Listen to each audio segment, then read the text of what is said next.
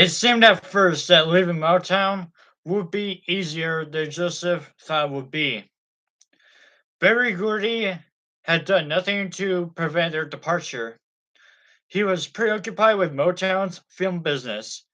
Anyway, and it didn't seem too dismayed by the fact that the Jackson 5 was leaving the company, as long as he had Jermaine in his corner and had won that particular battle. Barry seemed satisfied, because he did not want to deal with Joseph anyway. Eric Abner was the one handling most matters concerning the Jackson 5 during their final days at Motown. But few acts have never left Motown without at least a little melodrama. Unbeknownst to Joseph, Barry Gordy had one more surprise in store for him. In the last week, in June 1975, Barry Gordy's voice chairman of Motown telephoned Joseph Jackson with a bombshell. Motown owned the Jackson 5. The group could leave Motown, Joseph was told, but they would have to leave the name. Jackson 5 would stay behind with the company. What are you talking about? Joseph demanded, according to his memory. We came to Motown as the Jackson 5. That's my family name. I don't know if you came here as the Jackson 5 or not, Michael Roskin told them, but you sure not leaving as the Jackson 5. I can tell you that as much. What the hell do you mean? Joseph asked. The fact is, there are probably 40,000 people named Jackson running around this world, Ruskin said. We made 5 of them stars. We can find 5 more if we have to, and we can make them stars too, Ruskin said. Why, you, Joseph exclaimed. He slammed the phone down.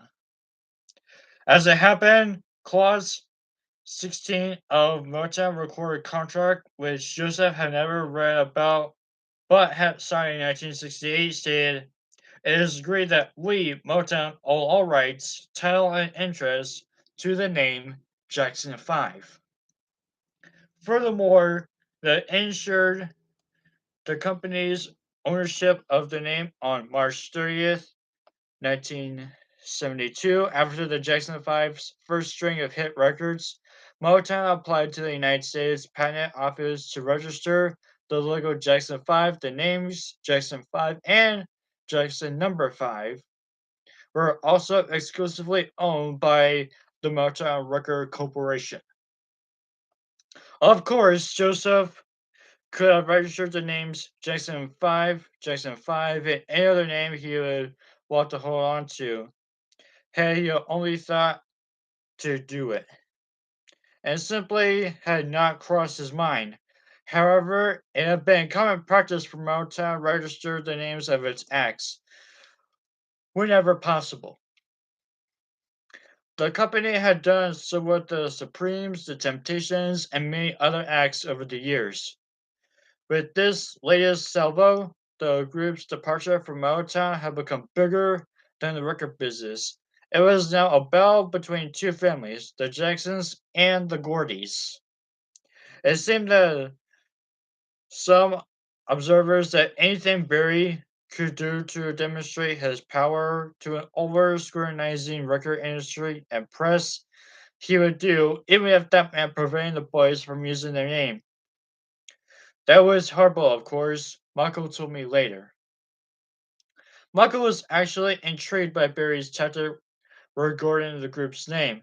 I never thought of that, he said, as if he was as much of a student of Barry's as he was an adversary. While the other brothers watched, waited, and filmed, Michael learned. I want to know what he did, Michael said of Barry's having registered the name. I'll have to remember all of this here as a stockpiling information for future use. There was another family meeting. What do we do now? If Barry owns the name, he owns the name, Michael said, according to his memory. We don't have to be the Jackson 5, do we? I mean, we can't just be the Jackson family or the Jacksons? We might not have a choice, Joseph said. It makes me sick to lose the name.